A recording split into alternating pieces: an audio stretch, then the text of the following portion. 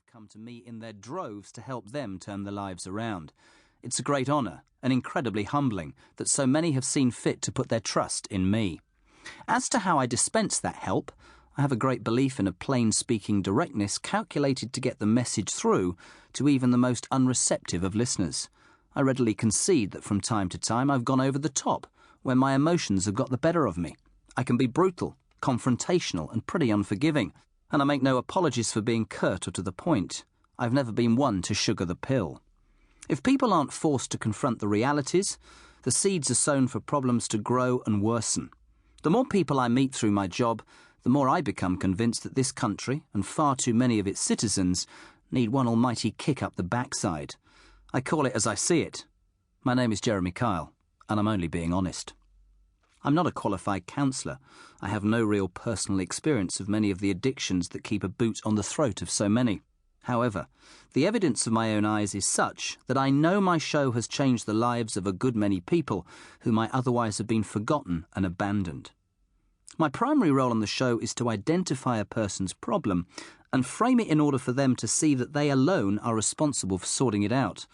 I'll call on the help of their friends, family, and all the other support networks available to us, but at the end of the day, it's the person with the problem who will have to face up to it. The anger I express some mornings is not false. Undoubtedly, I am harsher with some than I am with others, but I defy anyone not to lose it at least a little when dealing with teenagers who blithely get pregnant without any thought for the consequences, or a mother who can't see the wrong in abandoning her kids for a life of drug dependency paid for by prostitution. Sometimes I honestly feel as though I'm bashing my head against a brick wall. There is no point in hiding from the fact. My show is just the tip of the iceberg where the problems of this country are concerned. We average about 10 guests per show, 5 times per week. We've been making around 250 shows per year, so that is roughly 2,500 guests with serious problems impacting negatively on them and society as a whole. We receive about 300 inquiries per day from members of the public who want to come onto the show to sort out whatever it is that's affecting them. That surely flies in the face of those who think we are deliberately seeking out the worst extremes of an otherwise powerless minority. My mum and dad often complain to me that everything's so rushed for the younger generation nowadays. They're right. Kids left to fend for themselves seem to bypass the fun that was the most important part of my early teens.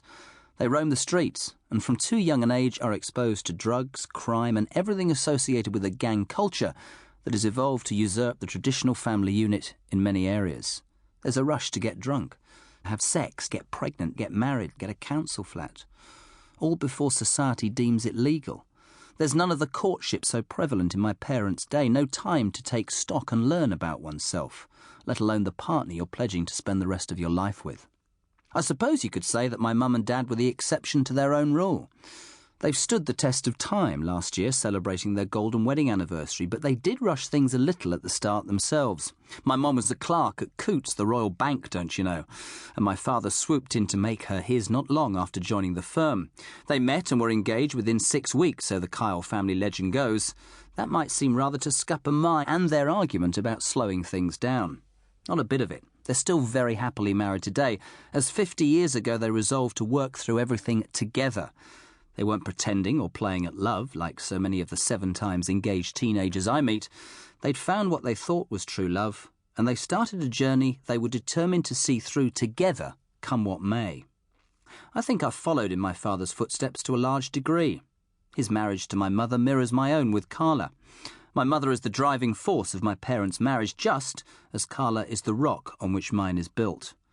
Not long into their union, my mum ripped out an advert she'd seen in the London Evening Standard, which was advertising for jobs in the royal household. She bought Dad a suit, spruced him up and insisted he apply.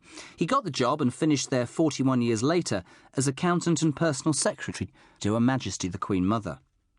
Dad's job was not that well paid, but he undoubtedly bore the benefit of some unique perks and wonderful, unforgettable experiences that he would never have enjoyed in other employ. He was there with the Princess of Wales and Fergie when each stayed over the night before their respective weddings, and apparently he was one of the very first in the whole wide world to have seen Lady Diana Spencer's wedding dress. When asked later what he thought of that magnificent gown, he replied like a typical bloke, "It was like my wife's, just a bit longer." I remember watching the royal weddings and the processions from the gardens at Clarence House, seeing